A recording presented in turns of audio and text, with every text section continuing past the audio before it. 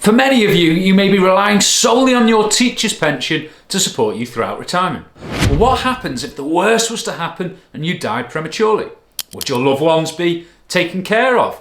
Does it make a difference when you die? And what happens if you have or haven't retired? Will that make a difference? Stick around to the end, as I'm going to use various examples throughout to hopefully explain what would happen to your teacher's pension if you were to die. Before we look at the death benefits, we need to quickly explain how you build up benefits in the teacher's pension and how it works.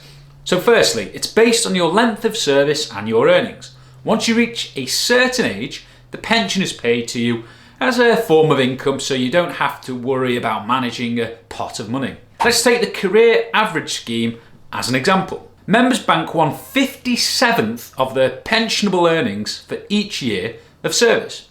The amount banked after a successful year increases by a revaluation factor. For active members, the banked amount increases by CPI plus 1.6%. If you're a deferred member, so you're no longer teaching, the banked amount will still increase, but only by inflation. Let's see an example. We've got Deborah. She joined the scheme and in her first year, her earnings were 35k. The career average pension she built up is therefore 35k times 1/57th, which equals a pension of £614. In the second year, her salary is increased to £38,000. So what pension has she built up then? So what we do is, for the second year, we take 38k and multiply this by 1/57th to give us a banked amount of £606 pension for that year. So is her accrued pension simply £1,208 per year? No. We need to increase the first year by the banked amount by CPI plus 1.6%. Let's make an assumption and assume inflation in that first year was 3%. We take £614 and multiply this by 4.6% to give us £642, and add this to the most recent year of accrued pension, which will give Deborah an accrued pension to date of £1,308 per year. Right, we've got that. What would happen though if she was to die? Let's look at the first scenario. So if she died in service, in other words, when she was still an active member of the teacher's pension and effectively still working, if we assume she was in the career average scheme, a death grant will be payable, which is a tax-free lump sum equivalent to 3 times your salary at the date of your death. Who does this go to? Well, you can nominate anybody you like to receive this death grant, which is why it's really, really important to update this regularly. If you haven't nominated anybody, then it's just going to be paid to your spouse, civil partner, or qualifying partner. And if you haven't got any of those, it can just be paid to your estate. Is that it then? Just a lump sum?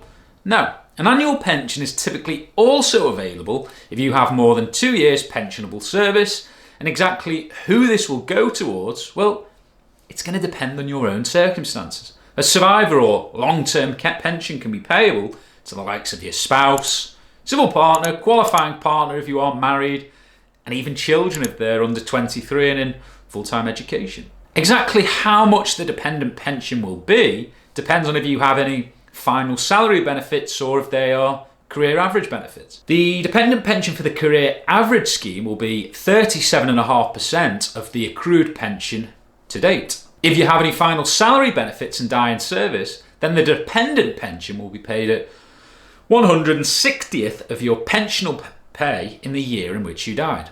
Let's see 2 examples of how that would work for the difference in the career average scheme versus the final salary benefits. We'll take Deborah from the example earlier, and she had 2 years of pensionable service in the career average scheme, and her salary at the time she died was 38k. She'd nominated her husband Mark to receive her death grant.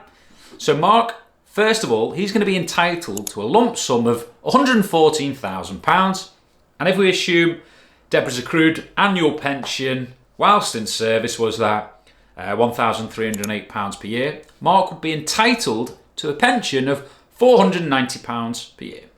It actually gets better though if you die in service, as an enhancement will apply. This can be quite a complex calculation, but it basically takes 37.5% of what the pension benefits would have been had you worked from your death up to your normal pension age. How about if you had accrued final salary benefits and you are still in service at the time you died? What's the annual pension going to be? Well, let's assume that Mark had accrued 15 years in the final salary scheme at the time of his death, and his salary was 45k a year when he died. What pension would his wife be entitled to? If we take his salary of 45k and multiply this by his 15 years of service and divide this by 160, his wife would be entitled to a pension of £4,218 per year. What happens if you die whilst you're collecting and in receipt of your pension then? Well, for your career average benefits, the dependent pension will be 37.5%. For the final salary benefits, your partner will get 160th of your final average salary for each year of service. For example, your final salary, let's call it 40k, you had 20 years of service. If you died, your dependents could receive a pension equivalent to £40,000, and we multiply this by 20 and divide by 160, which would equal a pension of 5k a year.